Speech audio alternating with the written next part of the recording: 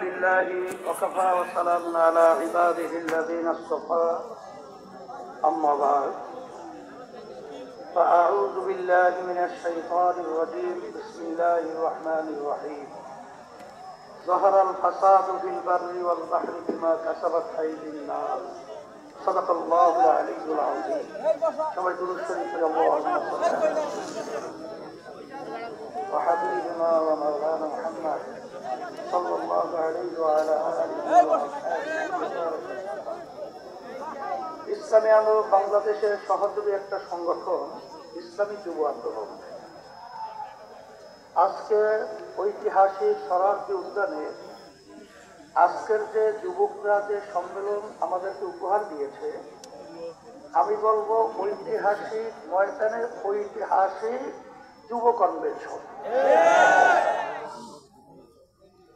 লক্ষাধিক যুবক উপস্থিত হয়েছে আমি যেটা অনুমান করেছি এবং যতটুকু তথ্য আমার কাছে আছে আমি তোমাদেরকে ধন্যবাদ জানাই কারণ আমরা যে আশা চিন্তা আকাঙ্ক্ষা নিয়ে আমরা যে মাঠে ময়দানে কাজ করছি তার আজকে আমাদের আশার অনেকটা বাস্তবতা তোমাদের কনভেনশনের মাধ্যমে তোমরা আজকে আমাদেরকে দেখিয়েছো শুকরিয়া আদায় করি আল্লাহ রাব্বুল আলামিন তোমাদেরকে জাযায়ে খায়ের আল্লাহ দান করুন আমিন কথা বেশি লম্বা না করে যেহেতু আসরের নামাজের সময় একেবারে এসে গেছে আমি যুব কনভেনশনের মাধ্যমে আমি তোমাদের সামনে যে আয়াত শরীফ তেলাওয়াত করেছি আয়াতের মাধ্যমে মূলত বোঝাতে চাই আল্লাহ রাব্বুল আলামিন বলেছেন জিহাদ করো করার মতো আজকে তোমরা জানো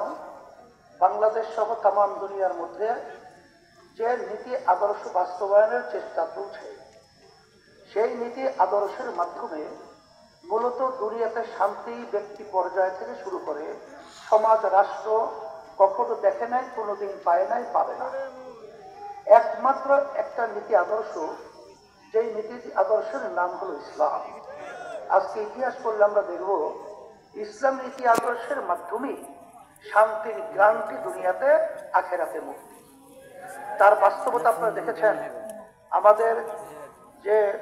আমাদের দাদু যে কথা বলেছেন এই হিন্দু ঐক্যজোটের সভাপতি তিনি ইসলামী আন্দোলনের ব্যাপারে বলেছেন যে আমরা দেখেছি সেই ৭১ থেকে শুরু করে ইসলামী নীতি আদর্শ যারা আমরা লালন করি আমাদের কি চরিত্র আমাদের কি আদর্শ আমাদের কি কার্যক্রম যেহেতু সে বলেছে নতুন ভাবে আমার আলোচনা করে বোঝার কোনো প্রয়োজন হয় না এখন কথা হলো এতটুকুই যে সামনে আমাদের জাতীয় নির্বাচন আসবে এই নির্বাচনের মধ্যে সবচেয়ে এই নীতি আদর্শ বাস্তবায়নের জন্য উল্লেখযোগ্য ভূমিকা পালন করতে হবে যুবকদের কারণ আল্লাহ রাসূল সাল্লাল্লাহু আলাইহি ওয়াসাল্লাম যুবকদের ব্যাপারে দোয়া করেছেন যে যুবকরা ইসলামের সহযোগিতা করেছে তার বাস্তবতাও তোমরা বাস্তবে মাঠে দেখিয়ে আমাদেরকে সেই কথা আল্লাহর হাবিবের বাস্তবায়ন দেখাবা এটাকে আমরা আশা করতে পারি আলহামদুলিল্লাহ তাহলে কি করতে হবে তোমরা তো জানো তোমাদের সভাপতি তিনি বলেছেন যে আমাদের কেন্দ্র পর্যায় পর্যন্ত আমাদের শক্তি বাড়াতে হবে তাই শক্তি বাড়াতে হলে আফজাল রহমাতুল্লাহ আলাইহি তার যে ঘোষণা ছিলেন ঐতিহাসিক যে মাসে কমপক্ষে 4 জনকে তোমরা দাওয়াত দিবা ইসলামের পক্ষে নিয়ে আসার জন্য সেখানে সেন্টার ভিত্তিক প্রত্যেকে যদি আমরা মাসে 4 জনকে আমরা সেই সেন্টার ভিত্তিক দাওয়াতের মাধ্যমে ইসলামের পক্ষে তৈরি করতে পারি আমার মন বলছে সেদিন বেশি দেরি নয় যে বাংলাদেশের মধ্যে রাষ্ট্রীয় পর্যায়ে ইসলামী নীতি আদর্শ আল্লাহর রহমতে বাস্তবায়ন হবে এই কাজটাকে আমরা করতে রাজি আছি আল্লাহ আপনি কবুল করে নেন সাথে সাথে আমি বিশেষ করে 53 বছর স্বাধীনতায় যারা দেশ পরিচালনা করেছে তাদের নতুন কিছু বলার মতো বাংলাদেশের মানুষকে নতুনভাবে কিছু উপহার দেওয়ার মতো নতুন কোনো কথা তাদের মধ্যে নাই আর দিতেও পারবে না কারণ আমরা সেটা দেখে ফেলেছি গ্রামে একটা কথা আছে যে ওই গোটা পা দিয়ে আপনি লাথি মারবার শক্তি থাকে না এটা আমাদের জানা হয়ে গেছে তা আপনারা দেশ 53 বছর পরিচালনা করেছেন, আমাদেরকে আপনারা কি দিয়েছেন? আর নতুন ভাবে আমাদেরকে ও পা দেখায় আর ভয় দেখানো, আশা দেখায় লাভ নাই। এখন পরিবর্তন করতে হবে। আর যদি এই পরিবর্তনের সুযোগ এখন 5ই আগস্টের পরে ইসলামের পক্ষে যেভাবে তৈরি হয়েছে, 53 বছর ইতিহাসে এত সুন্দর ইসলামের পক্ষে পরিবেশ তৈরি হয় নাই। আমি তোমাদের সামনে আয়াত শরীফ তেলাওয়াত করেছি। আল্লাহ বলেছেন জিহাদ করার মতো, এখানে আমাদের কার্যক্রম যদি করার মতো করতে পারি, আমার তোমার বলছে পাপের কখনোই বাংলার জমিনে মাথা উঁচু করে দাঁড়াতে পারবে না, সাহস পাবে না। ওরা বাংলার জমিনের মধ্যে সেই মাথা নিচু করেই থাকতে হবে। এই খেলা তোমাদের তৎপরতায়। এই হিসাবে আমি তোমাদেরকে বলবো যে আজকে দেখছো যে কত মায়ের কোল খালি হয়ে গেল। এই মায়ের কোল খালি করার রাজনীতি বাংলার মানুষ আর দেখতে চায় না। বাংলাদেশের টাকা বিদেশে পাচার করবেন, বিদেশে বেতন করা তৈরি করবেন, এটার বাংলার জনগণ ছাত্র জনতা দেখতে চায় না। এর পরিবর্তন আমাদেরকেই করতে হবে। এই পরিবর্তনের জন্যই যদি আবার প্রয়োজন হয় আমরা আবার রক্ত দেব, আমরা জীবন দেব, তারপরে দেশকে সুন্দর দেশ করার জন্য রাজপথে থাকবো। থাকার জন্য কে কে রাজি আছো? সাথে সাথে আমি বিশেষ করে অন্তর্বর্তীকালীন সরকারকে বলবো, আমাদের যুগ্ম মহাসচিব জাতি আতাউর রহমান সহ বিভিন্ন দায়িত্বশীলরা বলেছেন যে আপনারা কোন জনগণের ভোটে নির্বাচিত সরকার নয়, আপনারা হলো গণ অভ্যুত্থান, ছাত্র জনতা হাজারো হাজারো মায়ের কোল খালির করার বিনিময় আপনারা ক্ষমতায় এসেছেন। কিন্তু আপনাদের কার্যক্রমগুলো আমরা অনেকাংশে প্রশ্নবিদ্ধ। এটা আমাদের দুঃখ হয়। আপনাদের দুর্বলতা কোথায়? কে কি বলবে তা জানি না। যারা নাকি নির্বাচনের জন্য অস্থির হয়ে গেছে, পিআর নির্বাচন পছন্দ করছেন না, আমি বলবো এখন বাংলাদেশের মানুষ সজাগ হয়ে গেছে। আপনার জরিপ করে দেখেন, আপনারা তো মনে করেন আপনারা অনেক তাল গাছ হয়েছেন। আসলে আপনাদের মায়ের পায়ের নিচে মাটি নেই, মাটি কিন্তু সরে গেছে।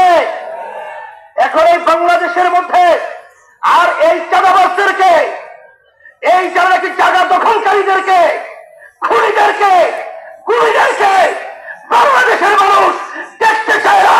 পরিবর্তন করতে হবে, আমাদেরকে কাজ করতে হবে। এই জন্য আমি বিশেষ করে বলবো, যারা নাকি হাজার হাজার মায়ের কোল খালি করেছে তাদেরকে আবার নির্বাচনের জন্য আহ্বান করছেন। আপনারা কি ইঙ্গিত দিচ্ছেন? এখনো মায়ের কান্না বন্ধ হয় নাই, এখনো মুখের পানি পানি সেই শব্দ আমাদের কান থেকে এখনো সরে নাই। আবু সাইদের হাত প্রসারিত গুলিবিদ্ধ বুক দিয়ে মাটিতে লুটিয়ে পড়ছে, এখন আমাদের নজর থেকে এখনো সেই স্মৃতি কালে নাই। আর আপনারা তাদেরকে নির্বাচনে আহ্বান করবেন, আবার নির্বাচনে তাদেরকে নিয়ে এসে আপনারা ক্ষমতা দখল করবেন। এ ধোঁকাবাজি বাংলাদেশের জনগণ বুঝে গেছে। তাই আমরা বলবো, যারা নাকি বিভিন্ন সময় লক্ষ্য করেছি যে আপনারা সাধারণ ক্ষমা ঘোষণা করেন, আবার কেউ তাদেরকে নির্বাচনে আহ্বান করে, এইসব ধোঁকাবাজি বাংলাদেশের জনগণ এখন বুঝে ফেলেছে। আপনাদের অবস্থান পরিষ্কার করতে হবে। আপনারা এই স্লোগানের মাধ্যমে কাদেরকে খুশি করতে চান এটা কিন্তু বাংলাদেশের মানুষ বোঝে। আর এই পাশের আমাদের যে রাষ্ট্র রয়েছে, নিয়ম ছিল বন্ধুত্ব সুলভ আচরণ আমাদের সাথে করবে, কিন্তু তাদের আচরণে আমরা বন্ধুত্ব পাই নাই। তাদের দোষদেরকে খুশি করবেন এবং তাদেরকে নিয়ে আপনারা ক্ষমতায় যাবেন না, এটা কখনই হবে না, আর হতে দেওয়া যাবে না। আর পিআর সিস্টেমের মাধ্যমেই বাংলাদেশে জাতীয় সরকার গঠন হবে। আপনারা কেন চাচ্ছেন না? আপনাদের ভয় কোথায়? আবার আপনারা এই নির্বাচন পদ্ধতির মাধ্যমে এককভাবে ক্ষমতায় গিয়ে আবার আপনারা বিভিন্ন ধরনের আমাদের উপরে সেই স্টিভ রুলার জুলুমের এটা চাপিয়ে দেবেন, এটা হবে না। এই জন্য পিয়ার সিস্টেমে যদি নির্বাচন না হয়, ইসলামী আন্দোলন বাংলাদেশ যুব আন্দোলন কনভেনশন থেকে আমরা ঘোষণা করছি, আমরা পিয়ার সিস্টেমে ওই নিম্ন কক্ষ বলেন উচ্চ কক্ষ বলেন সব সেক্টরেই পিয়ার সিস্টেমে নির্বাচন হতে হবে। প্রত্যেকটা ভোটারের তাদের ভোটের অধিকার বাস্তবায়িত হবে। বাংলাদেশে জাতীয় সরকার হবে, নাহলে আমাদের আন্দোলন করার প্রয়োজন হলে আন্দোলন করবো, সংগ্রাম করবো, পিয়ার সিস্টেমে নির্বাচন বাস্তবায়িত করে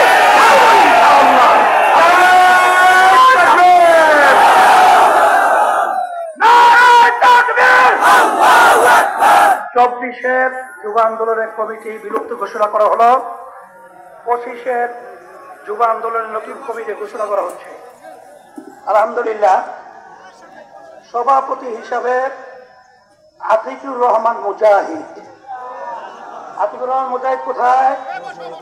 আলহামদুলিল্লাহ। সহ সভাপতি ইঞ্জিনিয়ার শেখ মোহাম্মদ মারুফ। সেক্রেটারি জেনারেল হিসাবে মানসুর আহমদ সাকি। সবাই বলি আলহামদুলিল্লাহ।